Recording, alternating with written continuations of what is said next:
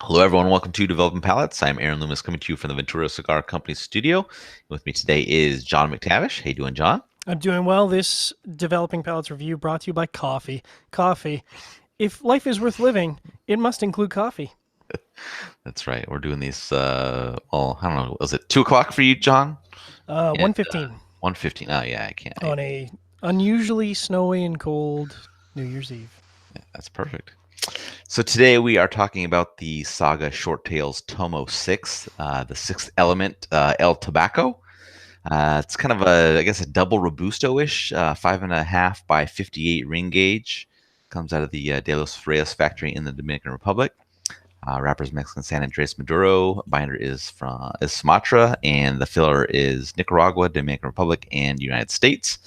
Price point is $9.20. Cigar was released in July of 2018. So with all that out of the way, John, what was your smoking experience like? Well, before I get into smoking experience, I just want to talk about a complication that's on the cigar. I have it on the written review, but I feel like it is worth noting because it's really interesting, and I don't know that I've seen it before.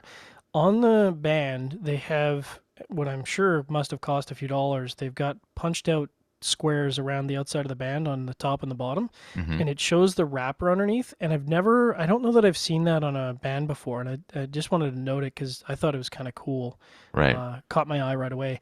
At any rate, talking about the smoking experience, the first third opened up with mild wood flavor, like a really light, much lighter than I was expecting, with the dark San Andres wrapper, and then some baking spice joined it as this cigar sort of settled in, and then some post draw leather. So I don't know what the blend is, but I'm guessing that there must be some Connecticut or yeah, some Connecticut in the filler when you say American tobacco, because that's where I Mm-hmm. was getting leather, and then a little bit of sweet cedar. So I got mild, sort of not sweet cedar on the front of the draw, and then in the post draw, I'm getting a sweet cedar. Chocolate started to develop at the end of the retrohale, which was nice. So it kind of fell into this, woody, sweet, light cocoa profile, which was interesting. And then interesting, the leather, which I would say was really a light plus, really picked up as the first third went on. So by the end of the first third, it was very, very full bodied leather, which makes that immediately reminds me of broadleaf. And I was like, well, that's weird. Because I mean, I assume there's no broadleaf in the wrapper, but who knows? Or in the filler, pardon me. So middle third, really similar to the first third. A lot of woody flavors, mild baking spices underneath, and then what I found is the second third progressed is the wood kind of carried the profile. That is, you got wood on the initial draw, wood in the middle of the draw, wood in the post draw, and so it was very woody. And then baking spices kind of picked up at about the halfway mark and brought the mild chocolate kind of with it. So it didn't completely run over the mild chocolate, which was nice because I find sometimes if baking spice is really intense, you just can't taste the chocolate. And finally, last third, really just a carbon copy in the middle third. So woody, little bit of baking spices, and then the chocolate kind of fell off about halfway through. In terms of burning construction, burn was pretty even. Ash held on nicely, 1.5 inch increments. So you really can't ask more than that. There was a little bit of an uneven burn at the end of the first third, requiring, like, I kind of wanted to hold off and let the cigar reconnect, catch up on its own, but it ended up requiring a touch up. Middle third was uneven, and I let it go, and it was fine. It corrected on its own. And then in the last third, I needed to touch up. And I would say one could argue that it's as much of the environment that I'm smoking in as anything, because I would say that's pretty nitpicky from a review perspective. So I've rated it as very good. On the draw, again, very good. I did find it one notch into the resistance spectrum, so not quite, a little bit tighter than I prefer. So I did dock at a point there. What was your experience like, Aaron? Yeah, for me, the cigar started with wood and kind of a concentrated baking spice, and then a little further in, that baking spice kind of smooths out a little bit, and a bit of a bread note kind of joins in with the wood to round out the profile. About an inch in, a little bit of creaminess joins in, goes along with that wood, bread, and baking spice. Retrohale has the kind of that zing of the baking spice up front. All the other components are kind of mixed in the background.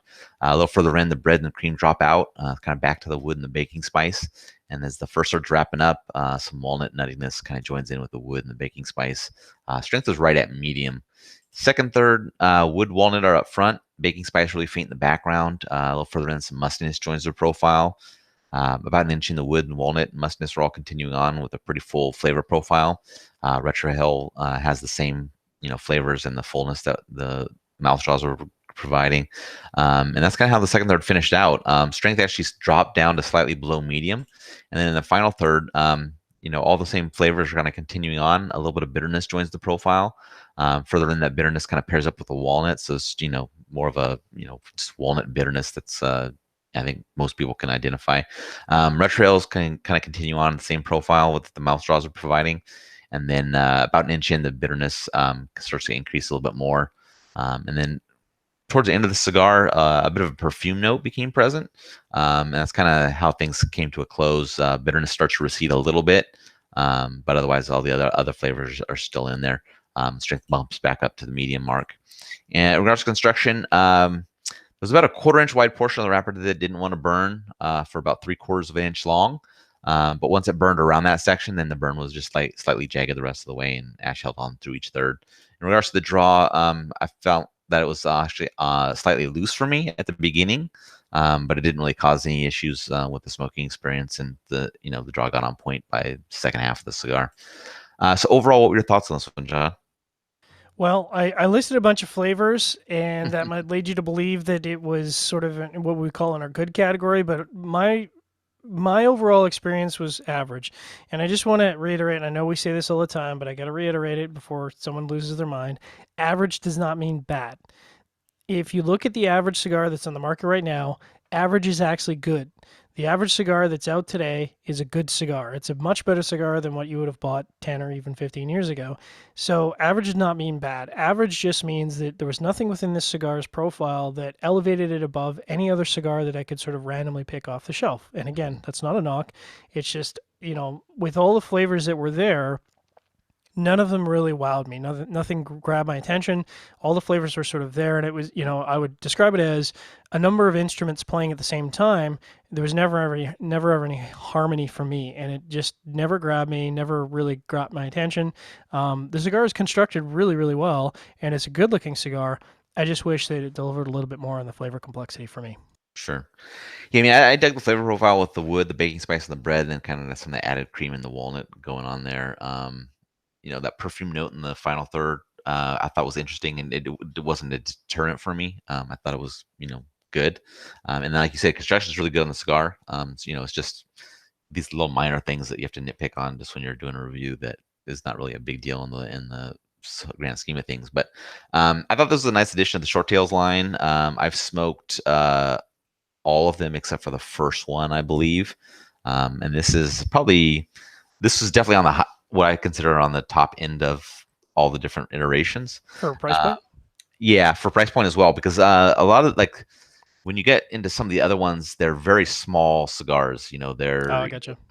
42s, 38s, and 4 inches and things like that. So Oh, that's yeah, a I big mean, departure then. yeah. So this is sub $10 for kind of a double robusto. I think is a fair price. Yeah. Especially if you enjoy the flavors. It's medium strength. The flavors were good. Nice body to it. I mean, I have no problem smoking more of these. They don't get a lot of buzz out there. I don't see anybody talking about them on social media. Hmm. I've never seen them in a shop. I don't think I've Um, seen a review within, like when I yeah, went searching for information, it's a ghost town out there. So yeah. So I mean, I think it could have a fairly wide appeal if it got into people's hands and they knew about it. It just seems yeah, like it's like under the radar brand that like you have to go out and search for to find it, yeah. and then once you do find it, you probably need to buy all you can because you may not be able to find it again. I don't. I just don't know where it's going to come from. So, all right, let's get into the scores. I started off the top with 6.57, then you gave it a 5.5. So I'll start with mine. I thought it was above average flavor profile, really good construction, good overall cigar. I mean, it's something I'd smoke more of. It is not something that blows me away. Like I have to have this, Hmm. but it was a nice cigar, something I'd smoke more of. And that in itself is something that's a good score for me. So how about you at 5.5? 5.5 is exactly right. And if we take our scale and dumb it down for a lot of people who are confused somehow by our scale, 5 would be neither satisfied nor dissatisfied. And I'd say 5.5 adequately describes a cigar that I was neither satisfied nor dissatisfied with. That has great construction, and I would say that in terms of the broader market of cigar smokers, I think this cigar would have a lot of appeal because the flavors aren't too intense. There's a nice balance of a few different flavors that are there. Nothing's super overpowering for the palate. There's no big pepper, big baking spice that jacks your tongue up or anything like that. So I could see these doing very well in a lot of different shops for sure. Yep. Exactly. Yeah. All right. If you're just catching this video on YouTube, be sure to subscribe to us. But also check out the full written review on the website developingpalates.com. Follow us on all the social media channels, and you can catch all of our review recaps on podcasts, so iTunes, Google Play, and Podbean. Thank you for tuning in. We will catch you on the next one. Happy New Year.